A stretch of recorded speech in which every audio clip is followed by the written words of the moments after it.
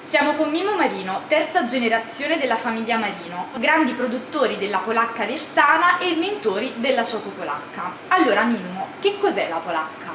La polacca è il tipico dolce con il quale gli aversani fanno la colazione la mattina e non solo.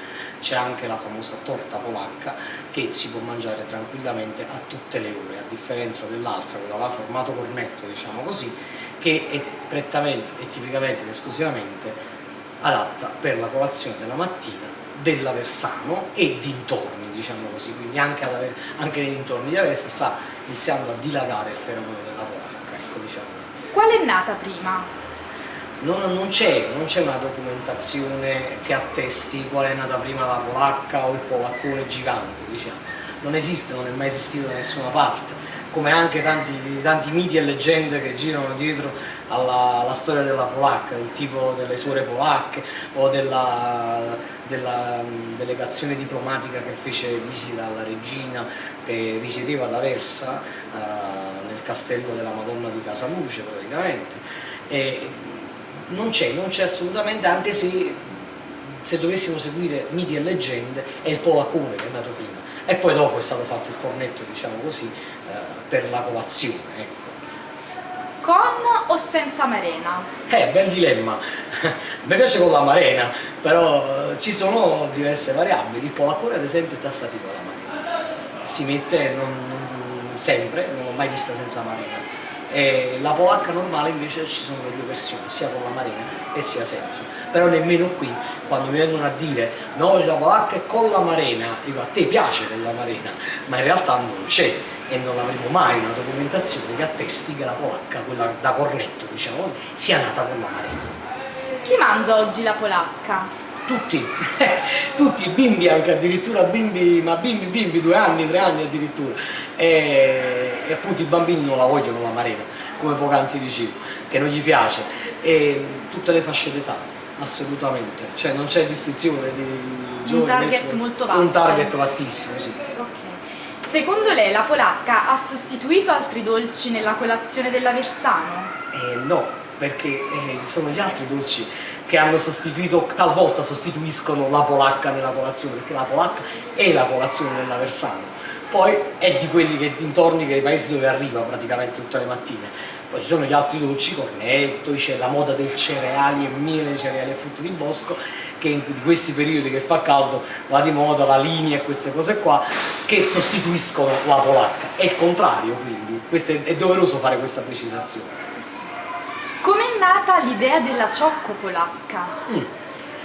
L'idea della ciocco polacca, come ben sapete, questa zona qui, via Seggio, piazza San Paolo, dove noi siamo, la nostra sede storica, unica e sola sede storica, ha preso piede, diciamo così, una movida notturna da un po' di anni a questa parte, specialmente nell'ultimo anno è diventato proprio, diciamo, come un po' una piccola piazzetta San Pasquale di Napoli, e ci stavamo chiedendo se non era opportuno aprire anche noi di notte.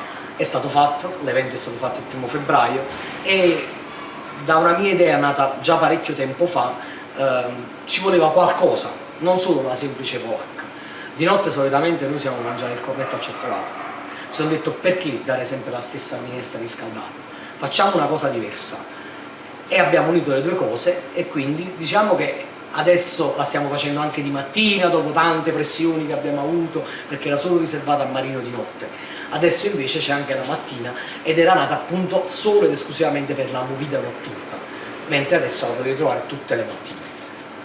È preferita la ciocco polacca o la polacca tradizionale? E gli aversani come hanno reagito a questa variazione della ricetta tradizionale? C'è stato entusiasmo e allo stesso tempo anche sgomento, devo dire, forse è un termine un po' forte, sgomento, però no, la polacca è la polacca, con la crema, punto e basta, disdegnando totalmente di assaggiarla o altro. Tutti quelli invece che provano la ciocco polacca dicono che è buonissima e che gli piace praticamente. Poi ci sono le persone invece non è che sono più tradizionali, ma che no, preferiscono la polacca e vogliono la polacca classica. E noi di sera proponiamo anche quella, non solo la ciocco polacca che viene fatta in varie versioni, e c'è anche il ciocco polaccone, cioè grande praticamente, e poi la nostra nuova invenzione, la nocciola polacca, che è fatta con una pasta di gianduia, è la polacca classica, non abbiamo fatto niente nell'impasto, a differenza della cioccopolacca che è classica proprio.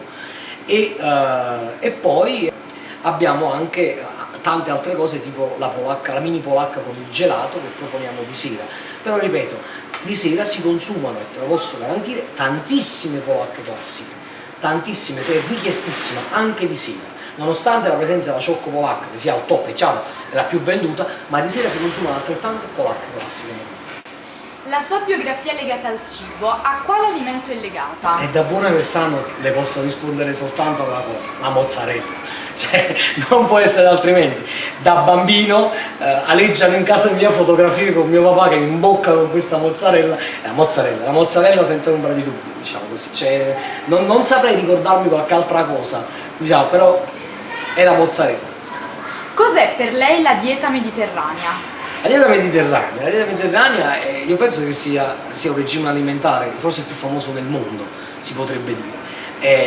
Riguarda praticamente i prodotti nostri tipici dell'area del Mediterraneo, quindi pesce, carne, il nostro olio, la nostra carne soprattutto, e il nostro pesce che viene pescato nei mari del Tirreno, del Mediterraneo e quant'altro.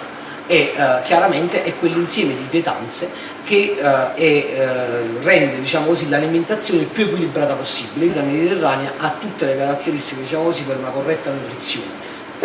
Solo la dieta mediterranea, non altre cucine che sono un po' estreme, ecco, diciamo così. Grazie mille Mimmo per averci concesso questa intervista. Grazie a voi ed un saluto. Ciao. Ciao.